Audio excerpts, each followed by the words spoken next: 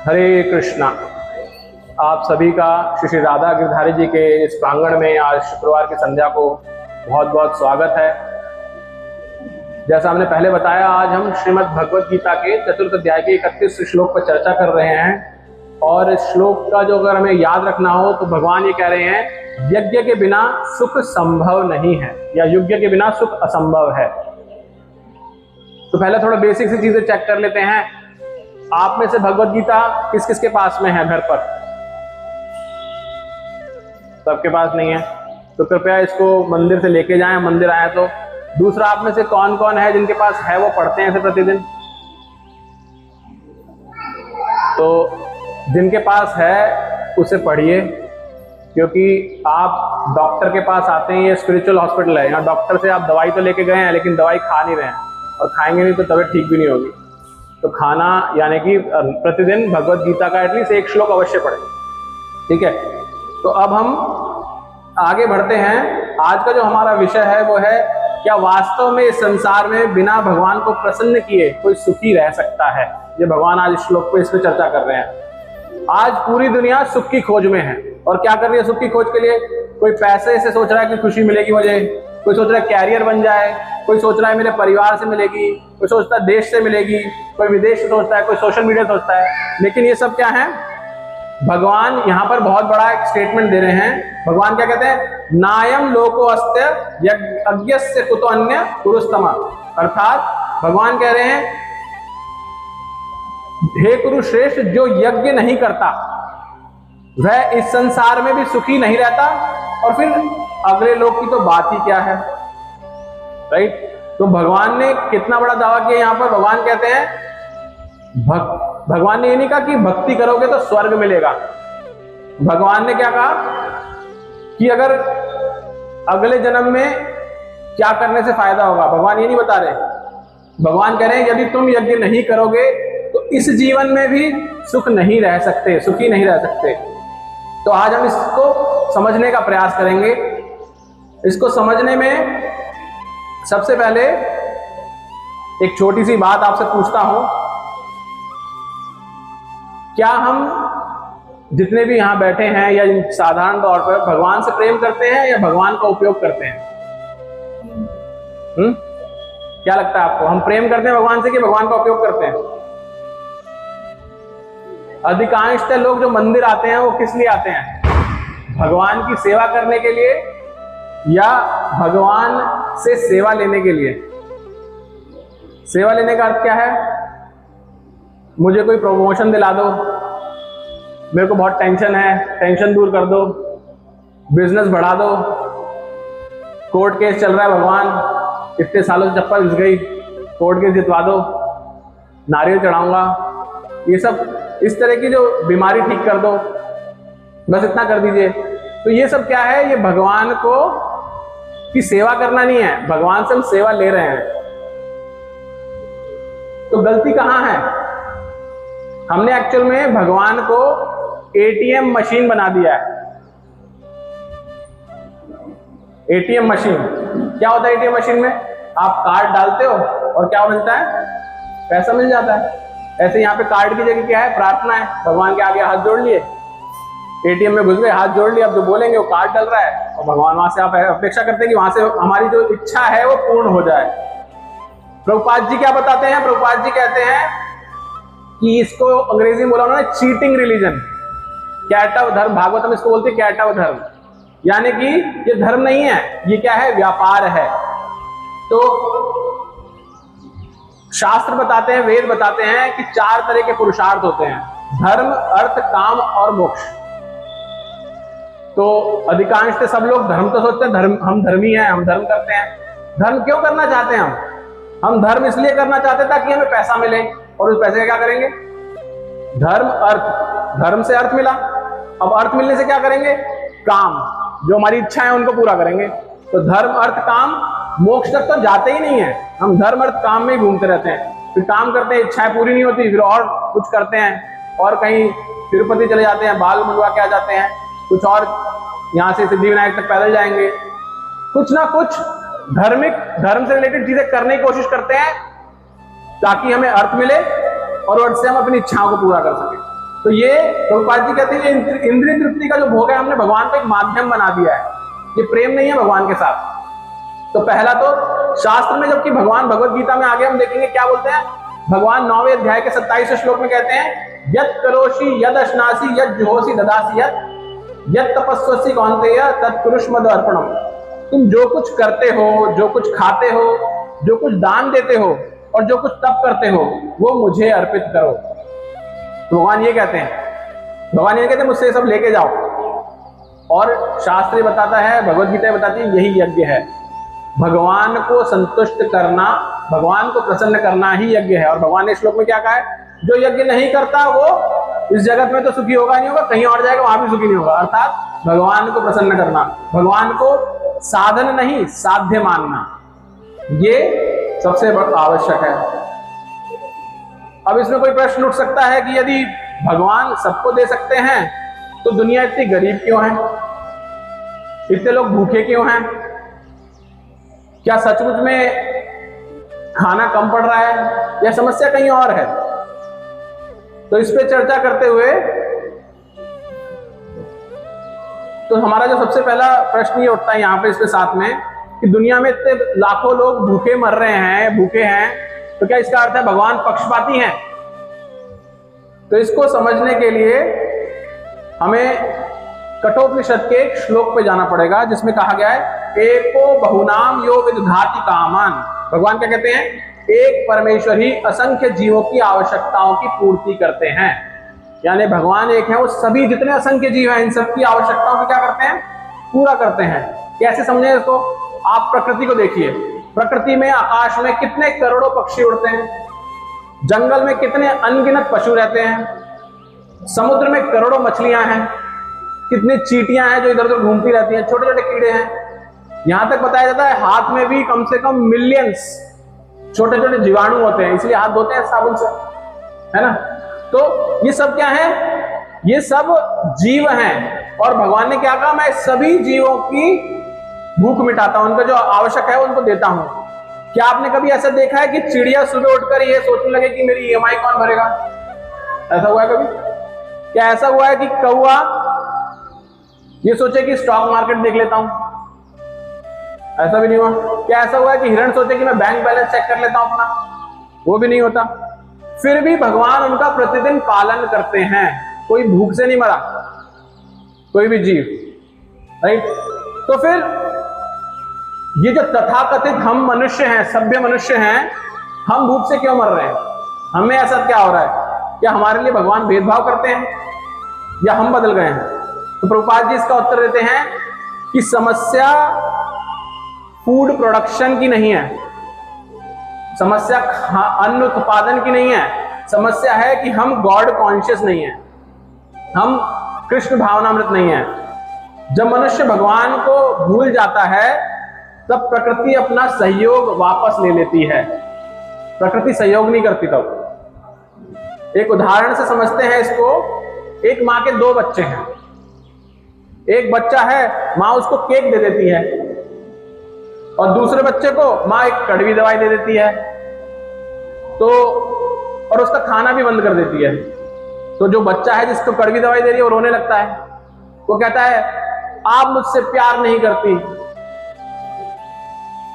अब आप बताइए कि उस बच्चे को टाइफाइड हो रहा है, अगर माँ उसे केक दे देगी जैसे बड़े बच्चे को दिया तो बीमारी से और बढ़ जाएगी और मर सकता है वो। इसलिए माँ क्या करती है, उससे प्रेम करती है, इसलिए उसका ध्यान रखने के लिए जो उसको आवश्यक है उसका अन्न रोक देती है, उसको दवाई देती है। ये उसका क्या है, उसकी क्रूरता नहीं है, ये उसकी करुणा है उस बच्चे के प्रति। इसी तरह से समाज में जब हम भगवान के नियमों को तोड़ते हैं तो कभी वर्षा कम हो जाती है, कभी इतनी ज्यादा हो जाती है कि बाढ़ आ जाती है। देखिए अभी थोड़े दिन पहले तक हम सब कह रहे थे बारिश नहीं हो रही है, 2 हफ्ते लेट हो गई बारिश, इतने परेशान थे। अब एक दिन में ऐसा हो गया कि बाढ़ आ गई, अरे बहुत बारिश हो गई।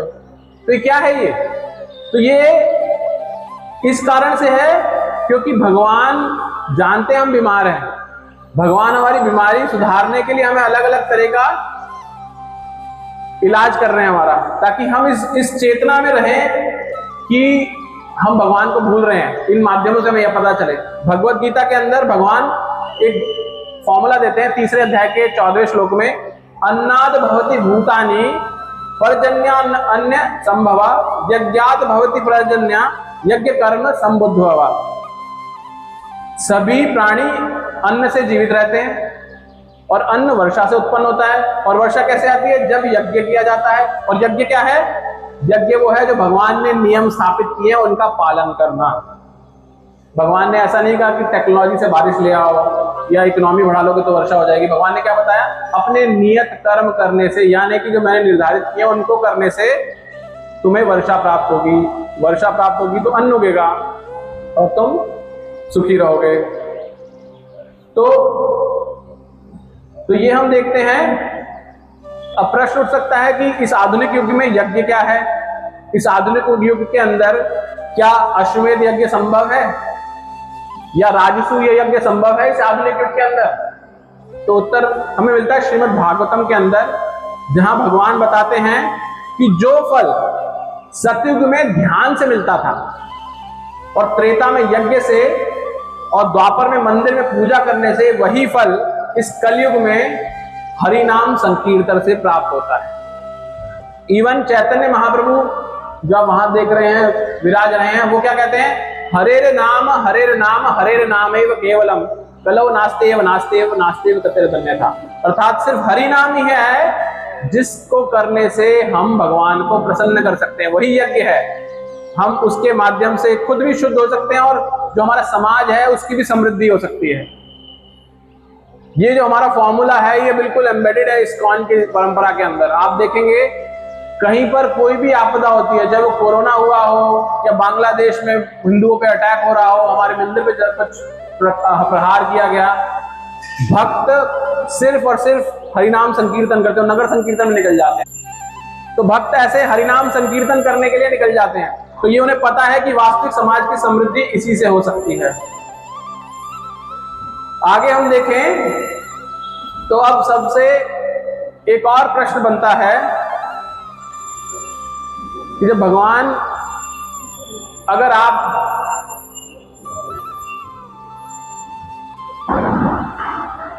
यदि किसी व्यक्ति को ट्रैफिक के नियम ना पता हो और वो रेड लाइट तोड़ दे, आप में से किसी ने तोड़ी आज तक रेड लाइट? मेरे साथ एक बार हो गया था, बल्कि मंदिर के बाहर यहां पर क्या हुआ था, सामने पार्किंग है, साथ में कॉलेज के बाहर मैंने अपनी स्कूटी लगा दी, खड़ी कर दी, मुझे लगा यहाँ पार्किंग यहाँ भी कर दी। मंदिर में दर्शन करके नीचे गया तो स्कूटी गायब हो गई, उठा के ले गए। तो ऐसे कोई रेड लाइट तोड़ेगा तो उसको पुलिस पकड़ेगी नहीं पकड़ेगी? और वो जाके कहे कि मुझे क्षमा कर दो, मुझे नियम ही नहीं पता था, तो उसे माफ करेगी? मेरी जब स्कूटी उठा के ले गए तो मैंने बोला मुझे पता नहीं था यहाँ पे आपने बोर्ड नहीं लगा रखा। बोले नियम है, यहाँ पे हमने बता रखा है, यहाँ पे नहीं लगानी स्कूटी, इसलिए लेके गए वो मेरी स्कूटी को। तो हम कोई भी बहाना दें कि मुझे नियम नहीं पता, हमें गवर्नमेंट ने जो नियम बना रखा है इस समाज में रहने के लिए, हमें माफी नहीं मिलती, हमें सजा मिलती है, राइट? तो कानून की अज्ञानता से दंड से नहीं बच सकते हम। इसी तरह से ये पूरे जगत में भगवान का कानून चलता है। आपको नियम नहीं मालूम ये कह करके आप भगवान के दंड से नहीं बच सकते। और भगवान का जो सरकार चलाती है वो है माया देवी, जो दुर्गा जी है ना, वो चलाती है, इसलिए उनके हाथ में त्रिशूल दिया है। त्रिशूल 3 जो हमारे गुण हैं उनका प्रतीक है, प्रकृति के 3 गुण, सत्व रज और तमो।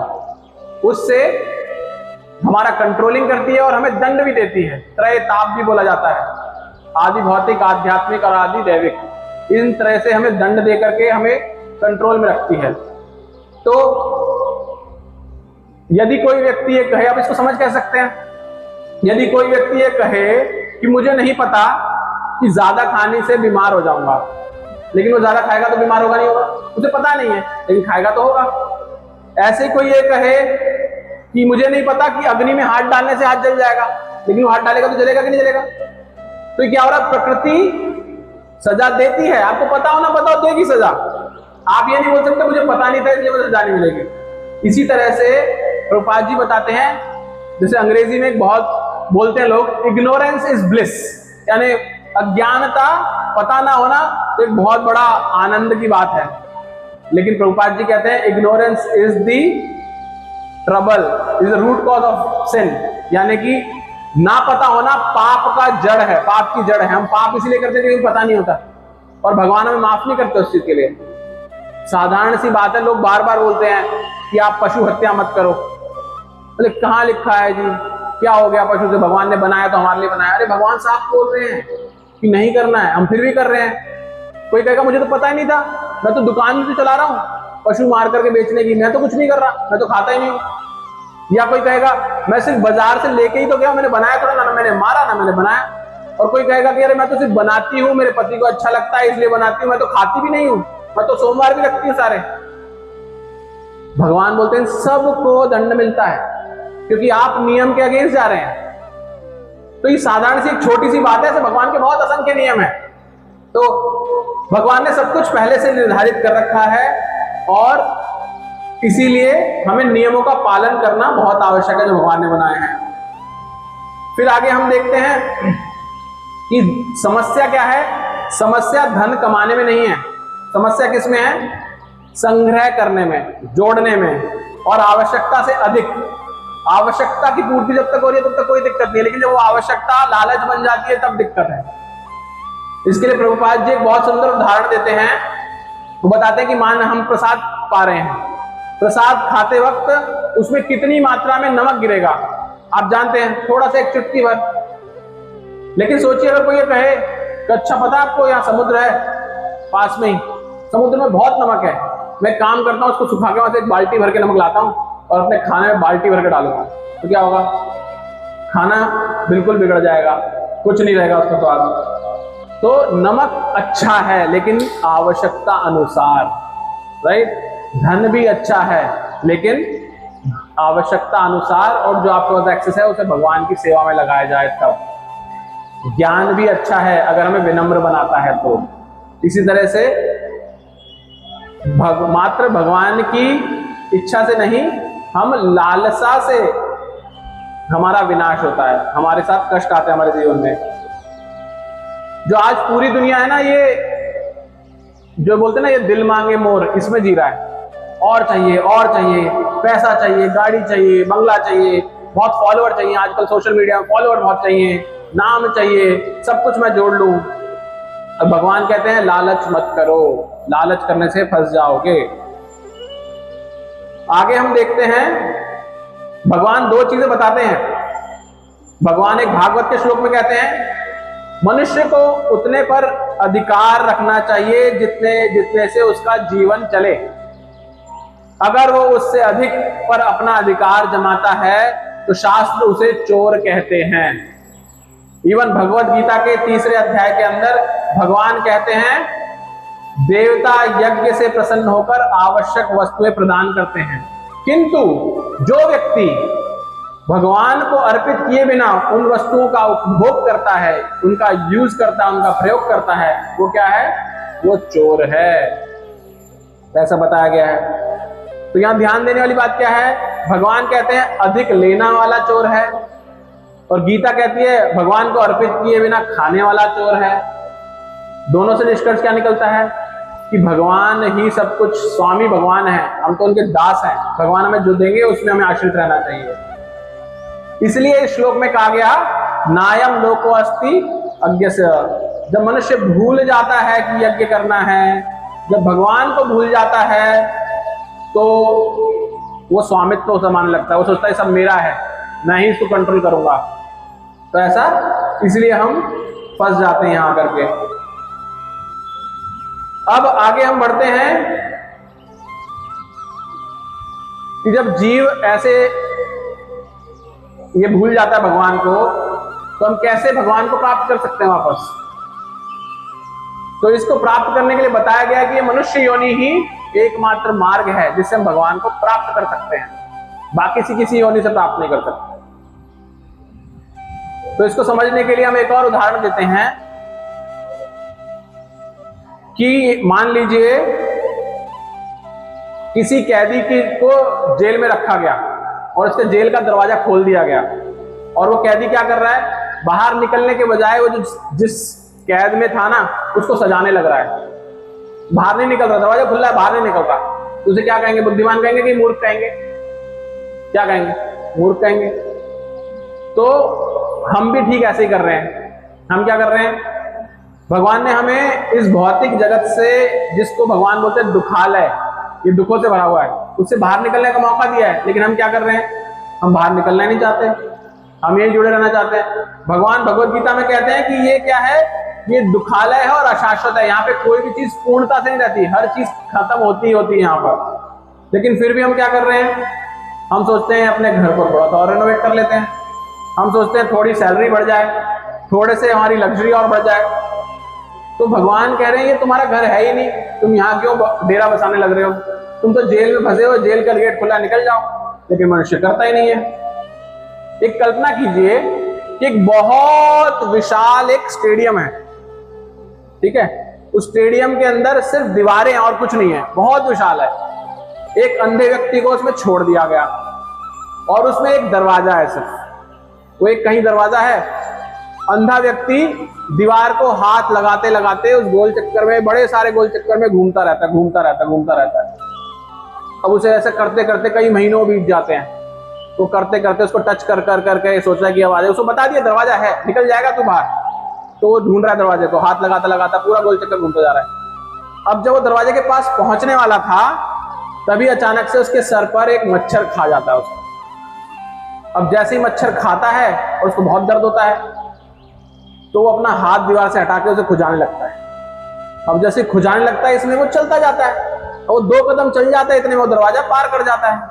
और पार करने के बाद, खुजाने के बाद वापस से हाथ लगाता है, फिर चलता जाता है, चलता जाता है। अब वो गेट तो निकल गया, अब वापस से घूम के आना पड़ेगा, पूरा चक्कर लगा रहा। अंधा है, उसे दिख नहीं रहा कुछ भी कि मैंने छोड़ दिया पीछे दरवाजा, कोई है भी नहीं, तो जाता जा रहा, जाता जा रहा, जाता जा रहा है। तो ये बहुत ही दयनीय स्थिति नहीं है कि उसका इतने महीनों से, इतने सालों से चक्कर लगा रहा था और वो उसका गेट निकल गया एक छोटा सा मच्छर से। आपको जान करके हैरानी भी होगी और खुशी भी होगी कि वो अंधे हम हैं। जानते कैसे? हम इस अंधे हैं और ये जो स्टेडियम है ये 84 लाख योनियां हैं। हम भी इन 84 लाख योनियों में भटक रहे हैं और शास्त्र बताते हैं, भगवान बताते हैं कि मनुष्य योनि ही इस स्टेडियम से बाहर निकलने का मार्ग है। तो 84 लाख योनियों में भटकते भटकते हम यहाँ पहुंचते हैं मनुष्य योनि में। लेकिन मनुष्य योनि में आते ही हमें क्या करता है? मच्छर खा जाता है। और मच्छर क्या है? इंद्रिय भोग, हमारी इच्छाओं की पूर्ति। हम कहते हैं बस थोड़ा सा और स्वाद ले लूं, थोड़ा सा और प्रसिद्धि ले लूं, थोड़ा सा और धन मिल जाए मुझे, अगर मैं ऐसा करता रहूंगा, थोड़ा सा मेरा मनोरंजन हो जाए, थोड़ा सा मेरा जो अहंकार है उसकी तृप्ति हो जाए। जब हम ये करते रहते हैं, इसीलिए हम 84 लाख योनि में भटकते रहते हैं। बार बार वो दरवाजा आता है मनुष्य योनि का, पूरा जीवन निकल जाता है भोग में ही, फिर मर जाते हैं, वापस से चूहा, बिल्ली, कीट पतंगा बन जाते हैं, फिर भटकते रहते हैं। फिर स्टेडियम में चक्कर लगाओ, फिर अगला गेट आएगा, फिर से वही मच्छर खा जाएगा। तो भगवान भगवत गीता में बताते हैं, भागवतम में, कि असंख्य जन्मों के बाद दुर्लभ मनुष्य जीवन मिलता है और यह स्थायी नहीं है। इसलिए मृत्यु आने से पहले मनुष्य को अपने परम कल्याण का प्रयास करना चाहिए। इंद्रिय विषय तो हर योनि में उपलब्ध है। आपको पता है कि कुत्ता, बिल्ली, एक कीड़ा, मछली, ये सब भी इंद्रिय भोग करते हैं। इंद्रिय भोग क्या है?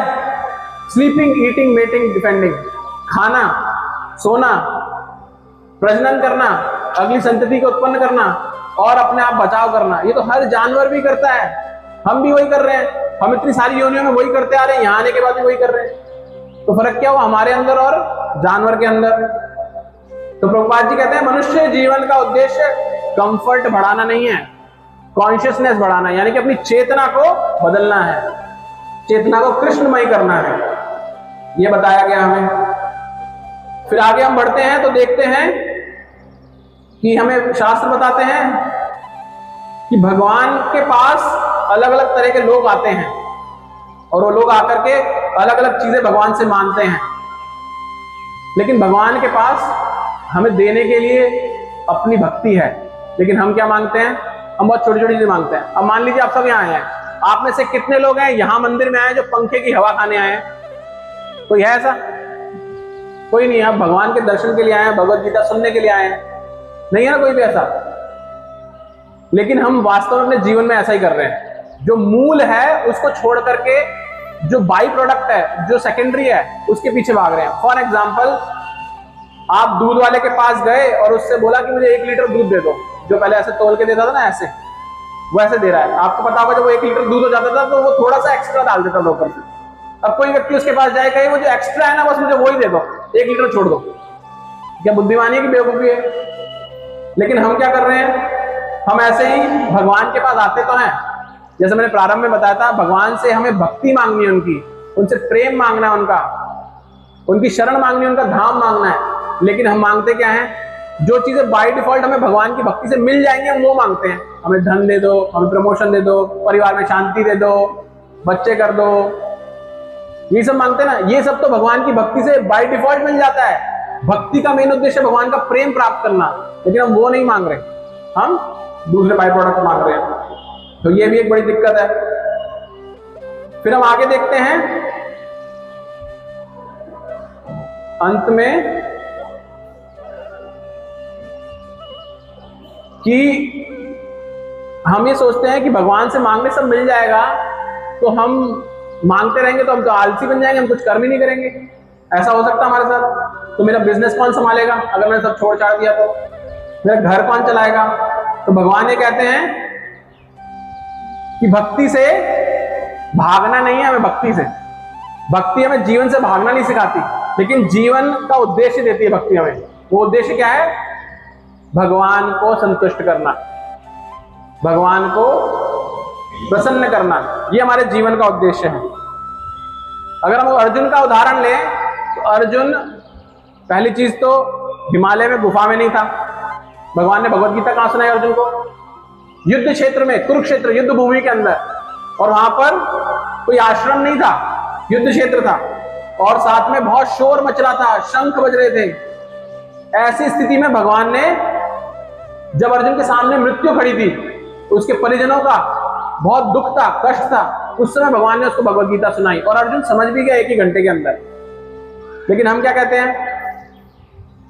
हम अभी नहीं आ सकते प्रभु जी भगवत गीता क्लास में, क्यों? बहुत परेशानी चल रही है घर में, अभी बिजनेस अच्छा नहीं चल रहा, अभी घर में क्लेश चल रहा है। अर्जुन से ज्यादा क्लेश है क्या किसी घर में?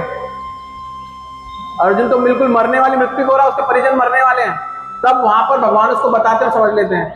तो ये हमें समझना है कि हमें सब कुछ भगवान को अर्पित करना है, भगवान ही हमें देंगे। और प्रभुपाद जी भगवत गीता में भगवान ये बताते हैं कि मैं कभी भी अर्जुन को ये नहीं बोला कि युद्ध छोड़ के चले जाओ।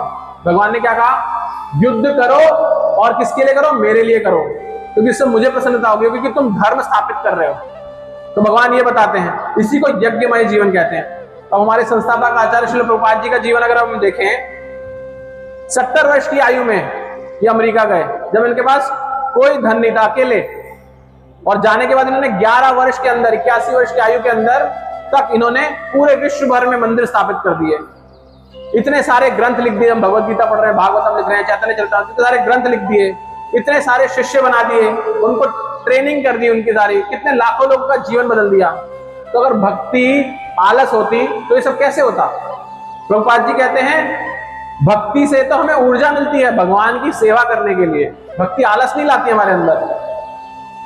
तो ये हमें जानने की आवश्यकता है। और असली ज्ञान MBA डिग्री प्राप्त करना नहीं है, क्योंकि MBA डिग्री से आप असली ज्ञान प्राप्त नहीं कर रहे। असली ज्ञान अर्जुन ने प्राप्त किया था। जब भगवत गीता प्रारंभ होती है तो अर्जुन कहता है मैं कंफ्यूज हूं, मुझे रास्ता नहीं मिल रहा, और बाद में अंत में कहता है कि मेरा सब संदेह जो है, सम्मोह जो है, सब नष्ट हो गया, अब जो आप कहेंगे मैं वैसा करूंगा। तो ऐसा अर्जुन बताता है।